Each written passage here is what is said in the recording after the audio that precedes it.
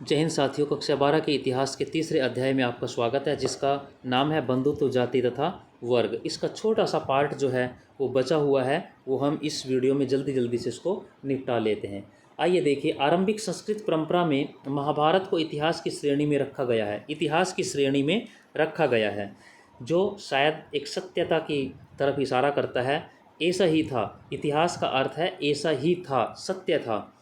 क्या महाभारत में सचमुच हुए किसी युद्ध का जो स्मरण है वो किया जा रहा था? इस बारे में हम निश्चित रूप से कुछ नहीं कह सकते। कुछ इतिहासकारों का मानना है कि स्वजनों के बीच हुए युद्ध की स्मृति ही महाभारत का मुख्य कथानक है, कि आपस में जो परिवार के लोगों के बीच में युद्ध हुआ वही इसकी कथानक है, इसकी विषय वस्तु है। अन्य इस बात की ओर इशारा करते हैं कि हमें युद्ध की पुष्टि किसी और साक्ष्य से नहीं होती, कि युद्ध हुआ या ना हुआ इसके बारे में हमें जानकारी नहीं मिलती। कुछ इतिहासकार ऐसा मानते हैं। अब नेक्स्ट देखिए, लेखक एक या कई और तिथियां, कि भी इसके लेखक कौन हो सकते हैं। ये हमने शुरू में भी इसके बारे में किया था, थोड़ा हम यहाँ भी इसको पढ़ लेते हैं। यह ग्रंथ किसने लिखा, इस प्रश्न के कई उत्तर हैं। यह मूल कथा रचयिता जो है चारण भाट सारथी थे, जिन्हें सूत कहा जाता था। ये क्षत्रिय योद्धाओं के साथ युद्ध क्षेत्र में जाते थे, उनकी विजय उपलब्धियों के बारे में ये लिखते थे, कविताएं रचते थे। इन रचनाओं का जो प्रेषण था वो मौखिक रूप से था, लिखित नहीं, मौखिक रूप से वर्बली चलती थी। 5वीं शताब्दी ईस्वी पूर्व से ब्राह्मणों ने इस परंपरा पर, इस कथा परंपरा पर अपना अधिकार कर लिया था। इसको नोट करें कि पहले स्थिति मौखिक रूप से चल रही थी, लेकिन 5वीं शताब्दी ईस्वी पूर्व में, यानी कि 500 बीसी में, ईस्वी पूर्व में जो ब्राह्मण थे उन्होंने इस कथा कहने का जो ये एक अधिकार था उस पर अपना विशेष अधिकार प्राप्त कर लिया था। इसने लिखना शुरू किया। यह वह काल था जब कुरु और पांचाल, उसके इर्द गिर्द महाभारत की कथा घूमती थी। मात्र सरदारी से राजतंत्र के रूप में उभर रहे थे। सरदार से, सामंतों से राजतंत्र, राजा की तरफ वो बढ़ रहे थे। क्या नए नए राजा अपने इतिहास को अपने ढंग से लिखवाना नहीं चाहेंगे? ये एक चित्र देखिए, इस चित्र में क्या दिखाया है। इसमें जो लिपिक हैं महाभारत के, वो श्री गणेश को दिखाया है। परंपरा के अनुसार व्यास ने इस ग्रंथ को श्री गणेश से लिखवाया था। यह चित्र दिया हुआ है। फारसी अनुवाद है महाभारत का, लगभग 1740 से 50 के बीच का जो समय था, उस समय ये लिखा और छपा हुआ है, फारसी अनुवाद। तो इसमें कुछ जैसे माना गया है कि जो वेद व्यास थे उन्होंने इस ग्रंथ को बोला, और जो श्री गणेश थे उन्होंने दोनों हाथों से इस ग्रंथ को लिखा। तो शर्त ये थी कि जो गणेश जी थे उन्होंने कहा था कि मैं इसको लगातार लिखूंगा, मैं बीच में ब्रेक नहीं लूँगा, बिल्कुल भी नहीं रुकूंगा, दोनों हाथों से लिखता रहूँगा। अगर आप इस शर्त को स्वीकार करते हैं तो मैं इसको लिखने के लिए तैयार हूँ। परंतु वेदव्यास ये जानते थे कि भी लगातार दोनों हाथों से लिखेगा तो इतना मैटर जो है, विषय वस्तु तुरंत साथ साथ तैयार करके बनाने में समय लगेगा, तो ये संभव नहीं है। तो इसके साथ वेदव्यास ने भी एक शर्त रखी कि मुझे भी एक शर्त है कि भी आप इसे समझ कर लिखेंगे, बिना समझे आप इसको नहीं लिखेंगे। तो दोनों ने इस शर्त को स्वीकार किया कि भाई वो लगातार इसको बोलेंगे और वे लगातार इसको समझकर लिखते रहेंगे। तो जब तक श्री गणेश उसको समझते थे, वेद व्यास उसको आगे सोच लेते थे। तो इस प्रकार इस कहानी को लिखा गया, कुछ इतिहासकार ऐसा मानते हैं। जो नए जमींदार थे, जो राजा थे, सरदार बन रहे थे, क्या वो इसको दोबारा से नहीं लिखवाना चाहेंगे अपने बारे में? यह संभव है कि नए राज्यों की स्थापना के समय होने वाली जो उथल पुथल थी उसके कारण सामाजिक मूल्यों के स्थान पर नवीन मानदंडों की भी रचना हुई, जिनका इस कहानी के कुछ भागों में वर्णन मिलता है। जैसे जैसे समय बदल रहा है उसके हिसाब से कहानी, कथानक, पात्र जो हैं अलग अलग बदलते चले गए। लगभग 200 ईस्वी पूर्व से 200 ईस्वी के बीच हम इस ग्रंथ के रचनाकाल का एक और चरण देखते हैं, दूसरा चरण जो है, जब ये दोबारा से इसमें कुछ लिखा गया आगे। यह वह समय था जब विष्णु देवता की आराधना प्रभावी हो गई थी। यानी कि इस समय 200 ईस्वी पूर्व से 200 ईस्वी के बीच के जो ये लगभग 400 साढ़े 400 वर्ष थे, इन वर्षों में एक नए जो देवी देवता थे, जो विष्णु हैं, उनकी आराधना जोर पकड़ने लगी थी, इनकी आराधना शुरू हो चुकी थी। तथा श्री कृष्ण जो इस महाकाव्य के महत्वपूर्ण नायक हैं, उन्हें भी विष्णु का रूप बताया जा रहा था 200 ईस्वी पूर्व से 200 ईस्वी तक। कालांतर में 200 से 400 ईस्वी के बीच, यानी कि ईस्वी में आ गया ये, 200 ईस्वी से 400 ईस्वी के बीच जो मनुस्मृति से मिलते जुलते कुछ उपदेशात्मक प्रकरण जो है महाभारत में जोड़ दिए गए, महाभारत में उपदेश देने के लिए। इन सब परिवर्तनों के कारण यह ग्रंथ जो अपने आरंभिक रूप में लगभग 8800, यानी कि 10,000 दिया हुआ है लेकिन 8800 है, कोई बात नहीं, से भी कम रहा होगा, बढ़कर 1 लाख से अधिक श्लोकों वाला बन गया था। साहित्यिक परंपरा में इस वृहत रचना के रचयिता ऋषि व्यास माने जाते हैं। इसको आप समझ सकते हैं। सदृश्यता की ओर, यानी कि जो सदृश्यता, जो स्पष्ट दिखाई देने वाला हो, वास्तविकता की ओर हम इसको थोड़ा समझने का प्रयास करते हैं, आधुनिक जीवन के साथ, आधुनिक काल के साथ इसको जोड़कर। महाभारत में एक अन्य किसी भी प्रमुख महाकाव्य की भांति वनों, युद्धों, राजमहल, बस्तियों का अत्यंत जीवंत चित्रण मिलता है। 1951-52 में पुरातत्ववेत्ता जो बी लाल थे, उन्होंने मेरठ जिले के उत्तर प्रदेश में हस्तिनापुर नामक एक ग्राम को खोज निकाला। उन्होंने खुदाई की तो क्या यह गांव महाकाव्य में वर्णित हस्तिनापुर था? हालांकि नामों की समानता मात्र संयोग हो सकती है कि भी नाम हस्तिनापुर वैसे ही नाम मिल गया हो, किंतु गंगा के ऊपरी दोआब, दो नदियों के बीच का क्षेत्र में इस पूरा स्थल का होना, जहां कुरु राज्य भी स्थित था, इस ओर इशारा करता है कि यह पूरा स्थल कुरुओं की राजधानी हस्तिनापुर हो सकती थी, जिसका उल्लेख महाभारत में आता है कि भाई यहाँ ये ऐसा हो सकता है। वैसे संयोग भी हो सकता है कि भाई ये नाम हस्तिनापुर के साथ मिल गया हो अनायास ही, लेकिन जो लोकेशन है, जो इसकी महाभारत में जो इसका स्थान दिया गया है, वह भी लगभग इसी स्थान के आसपास मिलता है। तो ये संयोग से भी नाम मैच हो गया हो सकता है कि भाई ऐसी सच्चाई भी रही हो कि ये वही कुरुओं की राजधानी हस्तिनापुर हो सकती है, जैसा महाभारत में दिया गया है। बी लाल को यहाँ आबादी के 5 स्तर मिले, 5 स्तर, 1, 2, 3 ऐसे 5 स्तर मिले, जो एक क्षैतिज स्थिति में चलते थे, जो एक कालखंड को दर्शाते थे, जिसमें से दूसरा और जो तीसरा है वो विश्लेषण हमारे लिए महत्वपूर्ण है। दूसरा और तीसरा, दूसरे स्तर लगभग 12वीं शताब्दी से 7वीं शताब्दी ईस्वी पूर्व में है। पर मिलने वाले जो घर हैं उनकी स्थिति के बारे में लाल क्या कहते हैं कि जिस सीमित क्षेत्र में उत्खनन हुआ, छोटे क्षेत्र में उत्खनन खुदाई के, वहाँ से आवास जो गृह हैं, घर हैं, कोई निश्चित उनकी परियोजना नहीं मिलती, किंतु मिट्टी की बनी जो दीवारें हैं, कच्ची मिट्टी की ईंटें अवश्य मिली हैं। सरकंडे की छाप वाली मिट्टी के प्लस्तर की खोज इस बात की ओर इशारा करती है कि कुछ घरों की दीवारें सरकंडों की बनी होती थी। सरकंडों को आप समझते हैं, जैसे झुंड, कोई बांस, कुछ इस किस्म का लकड़ी से बने कुछ होते थे, उनके ऊपर फिर मिट्टी का लेप करके प्लस्तर कर दिया जाता था। तो मिट्टी का प्लस्तर उसके ऊपर चढ़ा दिया जाता था। तीसरे स्तर लगभग 6वीं से 3री शताब्दी ईस्वी पूर्व के लिए लाल ये कहते हैं कि तृतीय काल के जो घर हैं वो कच्ची मिट्टी तथा कुछ पक्की ईंटों के बने हुए थे। इनमें शोषक घट और ईंटों के नाले गंदे पानी के निकास के लिए इस्तेमाल होते थे। शोषक घट का मतलब है सोखने वाले कोई ऐसे गड्ढे मिले, जो गोल गड्ढे कुएं की भांति, जो पानी को सोखते थे। पानी वेस्ट जो पानी होता था घर का, उसमें डाल दिया जाता था और वो पानी को सोख लेते थे। वलय कूप जो है, इसी प्रकार वलय कूप जो रिंग वाले कुएं, गोल कुएं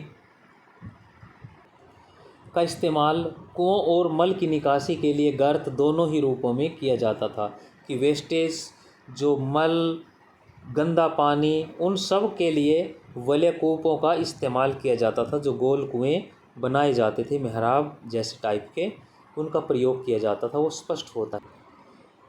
हस्तिनापुर महाभारत के जो आदि पर्व में उसमें नगर का एक चित्रण मिलता है कि यह नगर समुद्र की भांति हरा भरा हुआ है, समुद्र की भांति भरा हुआ है, फुल है, जो सैकड़ों प्रसाद महल से संकुलित है, भरा पड़ा है। बहुत सारे भवन उसके अंदर बने हुए हैं, उनके सिंह द्वार बने हुए हैं, तोरण तोरण गोल दरवाजे कोई बने हुए हैं, कंगूरे जो एक टावर जैसे ऊंचे गोल जो कंगूरे होते थे भवन के ऊपर, सघन बादलों की तरह घूमड़ रहे हैं, जैसे गहरे काले काले बादल घूमड़ कर आ रहे हों, ऐसे प्रतीत होते हैं यह इंद्र की नगरी के समान शोभायमान थे, जैसे कोई इंद्र की नगरी हो, ऐसे ये प्रतीत होते हैं। महाभारत में इस हस्तिनापुर के बारे में ऐसा आदि पर्व में लिखा है। आपको लगता है कि लाल की खोज और जो महाकाव्य में वर्णित हस्तिनापुर है उसमें कोई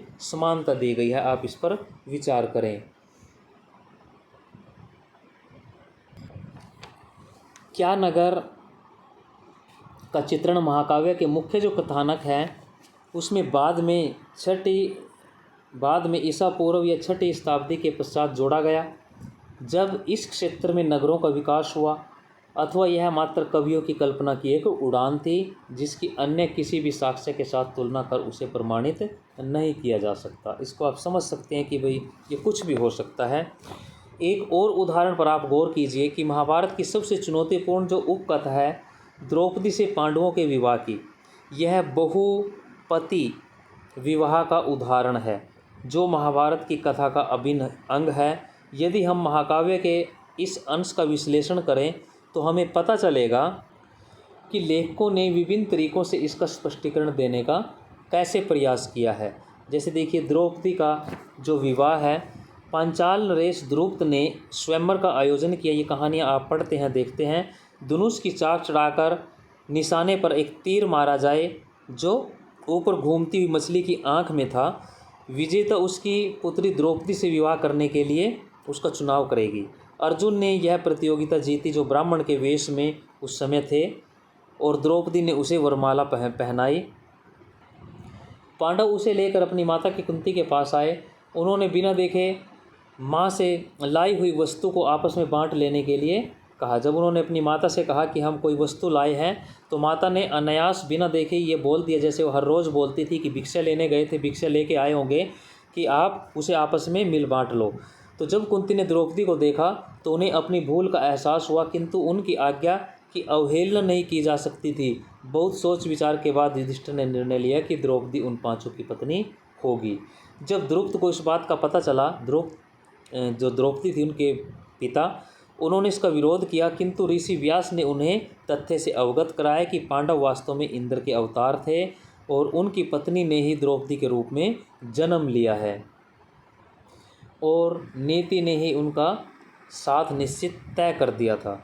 व्यास ने यह भी समझाया कि एक बार युवा जो स्त्री है उसने पति प्राप्ति के लिए शिव की आराधना की, और उत्साह के अतिरेक में वह एक की बजाय 5 बार पति प्राप्ति का वर मांग बैठी।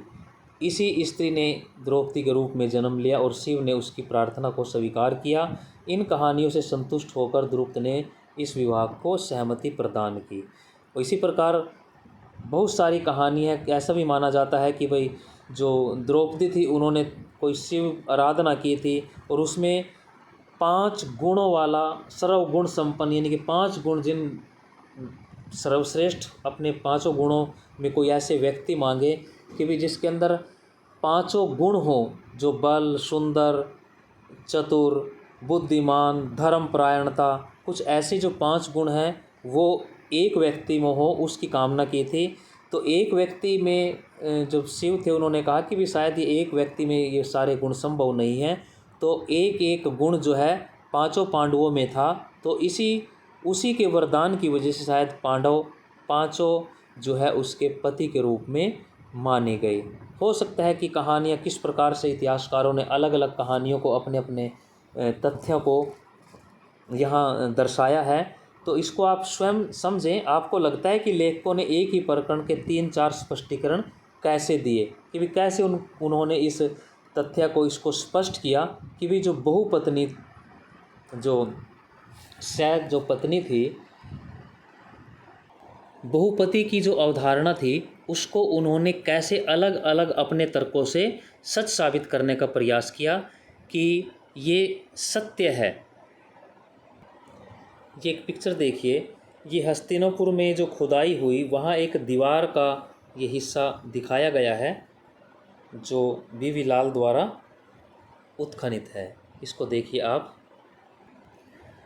वर्तमान इतिहासकारों का सुझाव है कि लेखकों द्वारा जो बहुपति विवाह संबंध का चित्रण इस बात की ओर इशारा करता है कि संभवतः यह प्रथा शासकों के एक विशिष्ट वर्ग के में किसी काल में मौजूद थी।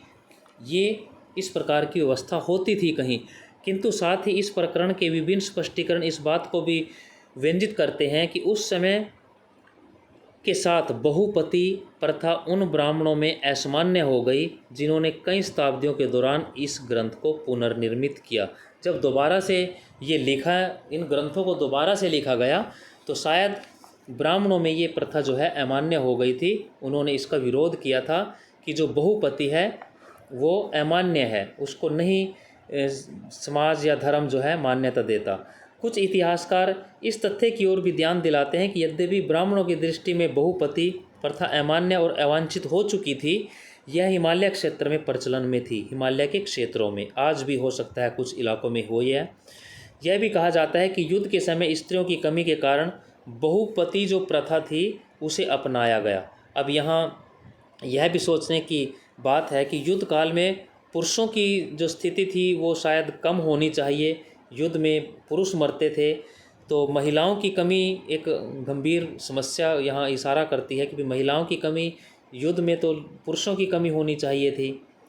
तो आप इस पर थोड़ा स्वयं भी विचार करें। या कुछ ऐसा भी हो सकता है किसी कालखंड में, किसी समय में, कि युद्ध में महिलाओं का कोई प्रतिनिधित्व रहा हो या युद्ध काल में महिलाएं भी मारी गई हों, किसी कारण से महिलाओं की संख्या में भारी कमी आई हो, उनके साथ कोई ऐसा ज्यादती, कोई उनके साथ हत्याकांड कोई ऐसा हुआ हो कि महिलाओं की संख्या कम हुई हो। इस पे स्वयं आप विचार कर सकते हैं।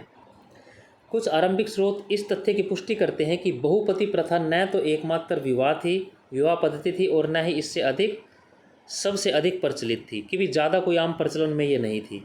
फिर क्यों इस ग्रंथ के रचनाकारों ने इस प्रथा को महाभारत के प्रमुख पात्रों के साथ अभिन्न अंग के रूप में जोड़ दिया? कि भी क्यों जोड़ दिया फिर इस घटना को, जब ये इतनी कोई मान्य प्रचलन में नहीं थी? तो हमें यह बात ध्यान में रखनी चाहिए कि सृजनात्मक साहित्य अपनी कथा संबंधी ज़रूरतों को पूरा करता है और समाज हमेशा समाज में मौजूद वास्तविकताओं को नहीं दर्शाता। यानी कि जो भी साहित्य, फिल्म, रचनाएं आप देखते हैं वो ज़रूरी नहीं है कि समाज में जो व्यवस्थाएं मौजूद हैं उसी के अनुरूप वो होंगी। वो कुछ चीज़ों को अनायास ही दिखा देती हैं, क्योंकि सृजन नई चीज़ों की ओर वो चलते हैं जो समाज में नहीं हो रही हैं, उनको भी वो दिखाकर ऐसा प्रकट करने का प्रयास करते हैं ताकि जो उसको पढ़ने सुनने वाले हैं उनमें कोई रोचकता आए, कोई उस कहानी को पसंद करें। तो इस प्रकार की कहानी शायद ये कोई इन पात्रों के साथ जोड़ दी गई हो। तो नेक्स्ट देखिए, गतिशील जो ग्रंथ है। महाभारत का विकास संस्कृत के पाठ के साथ ही समाप्त नहीं हो गया। शताब्दियों से इस महाकाव्य में अनेक पाठांतर भिन्न भिन्न भाषाओं में लिखे जाते रहे हैं। ये सब उस संवाद को दर्शाते हैं जो इनके लेखकों, अन्य लोगों और समुदायों के बीच कायम हुए। जो बातचीत अन्य लोगों के साथ लेखकों की, समुदाय की, समाज में जो भी आदर्श नियम बनते गए वो शायद इसमें दर्शाते बढ़ते चले गए। अनेक कहानियाँ जिनका उद्भव एक क्षेत्र विशेष में हुआ, उनका खास लोगों के बीच प्रसार हुआ, वे सब इस महाकाव्य में समाहित कर ली गई। साथ ही इस महाकाव्य की मुख्य कथा की अनेक पुनर्व्याख्याएँ भी की गई, दोबारा से भी इनको व्याख्या करके लिखा गया। इनके प्रसंगों को मूर्ति कला, चित्रों में भी दर्शाया गया। इस महाकाव्य ने नाटकों और नृत्य कलाओं के लिए भी विषय वस्तु प्रदान की, कि इसके ऊपर बहुत सारे नाटक, काव्य, महाकाव्य, नृत्य कलाएँ, तो इसने आगे जो इस प्रकार के कलाकार थे उनको भी नया विषय प्रदान किया। और अंत में एक और इसमें देखते हैं, इस महाकाव्य की पुनर्व्याख्याओं में मुख्य जो कथा वस्तु है को बहुत ही सृजनात्मक ढंग से प्रस्तुत किया गया। हम ऐसे ही एक उदाहरण को और यहाँ देखते हैं कि महाभारत के एक प्रसंग का रूपांतरण समसामयिक बांग्ला लेखक महाश्वेता देवी ने किया। जो बांग्ला लेखिका थी महाश्वेता देवी, उन्होंने क्या लिखा कि शोषण के विरुद्ध अपनी आवाज़ उठाने के लिए प्रसिद्ध है महाश्वेता देवी। इस उदाहरण में उन्होंने महाभारत की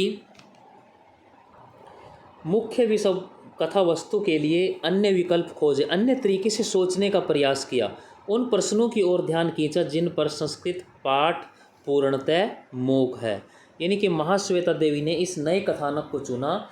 इसने इस दृष्टि से सोचा कि भी जैसा जो संस्कृत के लेखों में, रचनाओं में शायद इस विषय की ओर किसी ने ध्यान नहीं दिया, हमने सब ने किसी ने भी इस विषय के बारे में कहीं इस चर्चा इस पर नहीं पड़ी। संस्कृत पाठ में दुर्योधन द्वारा पांडवों को छल से लाक्षागृह में जलाकर मार देने का उल्लेख आप पढ़ते हैं, किंतु पहले से ही जो चेतावनी के कारण पांडव उस ग्रह में सुरंग बनाकर भाग वहाँ से जाते हैं। उस समय कुंती एक भोज का आयोजन करती है, रात्रि भोज देती है जिसमें ब्राह्मण भी आमंत्रित होते हैं, किंतु एक निषादी भी अपने 5 पुत्रों के साथ वहाँ आ जाती है। निषाद जो उस समय के वनवासी लोग थे, जिसमें एकलव्य की जैसे हमने कहानी पढ़ी थी। खा पी कर वे गहरी नींद में सो जाते हैं वहीं, और पांडवों द्वारा आग लगाने के बाद उसी लाक्षागृह में वो जलकर भस्म हो जाते हैं। जब उस निषादी और उसके पुत्रों के जले शव देखते हैं सब, तो लोग ये सोचते हैं कि ये 5 पांडव हैं और उनकी माता है। तो इस प्रकार जो सभी लोग हैं वो ये मानते हैं कि पांडव और कुंती की मौत हो गई है, क्योंकि 5 बेटे और जो महिला थी वो निषाद, उनकी मृत्यु हो गई थी वहाँ। अपनी इस लघु कथा जिसका शीर्षक कुंती ओ निषादी, उन्होंने अपनी इस कथा का नाम क्या दिया? कुंती ओ निषादी। महाश्वेता देवी ने कथानक का प्रारंभ वहाँ से किया जहाँ महाभारत के इस प्रसंग का अंत होता है, जहाँ महाभारत के खत्म होती है। उन्होंने अपनी कहानी का संयोजन एक वन प्रांतर में किया जहाँ महाभारत के युद्ध के बाद जो है कुंती रहने लगती है। उस वन में, जंगल में जहाँ कुंती रह रही थी अकेली, कुंती के पास अब अपने अतीत में के कुछ जो विषय थे उन पर सोचने का समय था। प्रकृति, पृथ्वी को जो प्रकृति के प्रतीक हैं उनसे बातें करते हुए अपनी त्रुटियों के बारे में विचार करती है। प्रतिदिन वह निषादों को देखती है जो वन में लकड़ी, शहद, कंदमूल इकट्ठे करने के लिए जाते हैं। एक निषादी बहुधा कुंती को पृथ्वी से बातें करते हुए सुनती है। एक दिन वातावरण में कुछ था, जंगल में जो जानवर थे वो जंगल को छोड़कर भाग रहे थे। कुंती ने देखा कि निषाद की जो औरत थी वो निषादी उन्हें ताक रही है, उन्हें देख रही है। जब उसने पूछा कि क्या उन्हें लाक्षागृह की याद है, तो कुंती सकपका गई। जब उस महिला ने, उस निषादी ने उनसे, कुंती से पूछा कि क्या उन्हें लाक्षागृह की याद है, वो कुंती सकपका गई, हैरान हो गई। उसे याद था। क्या उन्हें एक वृद्ध निषादी और उसके 5 बेटे वो भी याद हैं? और उनकी स्मृति थी, इसकी स्मृति थी कि कुंती ने उन्हें मदिरा पिलाई थी, इतनी कि वे सब बेसुध हो गए थे, जबकि वह स्वयं अपने पुत्रों के संग बचकर वहाँ से निकल गई थी। कुंती ने पूछा कि क्या तुम वह निषादी हो? अपने उत्तर में कहा कि मरी हुई जो निषादी थी वो उसकी सास थी। उस महिला ने कहा कि वह जो महिला अपने बेटों के साथ आपके उस छल कपट से मारी गई, वह उसकी सास थी। साथ ही वह बोली कि अपने अतीत पर विचार करते हुए तुम्हें एक बार फिर उन 6 निर्दोषों की याद नहीं आई जिन्हें प्राणों से हाथ धोना पड़ा, क्योंकि तुम अपनी और अपने पुत्रों की जान बचाना चाहती थी। जिस समय वे दोनों बातें कर रही थी उसी समय आग की लपटें उसके करीब आ रही थी। निषादी तो अपने प्राणों को बचाकर निकल गई, किंतु कुंती जहाँ खड़ी थी वहीं रह गई। तो इस प्रकार जो महाश्वेता देवी जी थीं, उन्होंने एक अलग सोच को यहाँ अपने इस भाग में दिखाने का प्रयास किया, एक अलग सोच, नई सोच के साथ। अगर इसी को भी हम महाभारत के पार्ट में अंत में 1 लाख से अधिक जो उसमें श्लोक हैं उन्हीं के साथ जोड़ते तो आने वाले समय में ये भी उसी के साथ जुड़ जाएगी। किस प्रकार की घटना प्रसंग भी हुआ है, जबकि जो महाश्वेता देवी थी उस महाश्वेता देवी ने इसको लिखा है, जो बंगाल की एक लेखिका थी, एक अलग विचार। इस अध्याय को हमने पढ़ा, अब थोड़ा सा और इसमें हम विचार करें क्योंकि इस अध्याय में हमें बहुत कुछ सोचने समझने के लिए मजबूर किया। महाभारत का एक पक्ष और भी हम देखें कि युद्ध किसी भी शायद समस्या का कोई समाधान नहीं हम मान सकते विश्व में, लेकिन इतिहास में कुछ ऐसी समस्याएं भी रही जो शायद युद्ध से भी जिनका निपटान हुआ है, परंतु सामान्य रूप से शांति में ही हम विकास मानते हैं। पांडवों ने अपना पूरा जीवन संघर्ष, वचन, नियम पालन में बिता दिया। अब युद्ध क्यों अनिवार्य हो गया था? मात्र क्या सत्ता व राज्य प्राप्ति के लिए युद्ध अनिवार्य था? यदि हाँ, तो वह पहले होना चाहिए था जब उनके साथ अन्याय हुआ था। दूसरा, यदि द्रौपदी अपमान का बदला ही युद्ध था तो उसी समय क्यों नहीं हुआ जब द्रौपदी का अपमान हो रहा था। तीसरा यह है, यदि धर्म स्थापना के लिए युद्ध, हम मानते हैं कि धर्म की स्थापना के लिए युद्ध हो रहा था, तो पूरे देश में जो इस युद्ध के बाद मारकाट, युद्ध में जो विनाश हुआ, लाखों की संख्या में जो वीर मारे गए, उसके बाद की जो स्थिति देखिए, कैसे धर्म स्थापना हुई। देश में बच्चों का रोदन, विधवाओं का विलाप, वीरों से पृथ्वी का खाली हो जाना और स्वयं श्री कृष्ण के कुल का भी विनाश हो जाना, क्या ये धर्म स्थापना थी? अगर यही धर्म स्थापना थी तो फिर क्या इसके बाद कभी युद्ध की आवश्यकता नहीं पड़ी? सभी कार्य, सभी जो स्थिति थी वो धर्मानुकूल हो गई।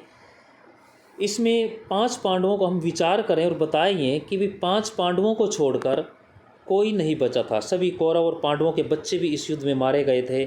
कितना विनाश था। कहा तो आज भी ये जाता है कि भाई ज़मीन जायदाद के लिए अपने भाई से मत लड़ो, नहीं तो वंश ही समाप्त होते चले जाएंगे।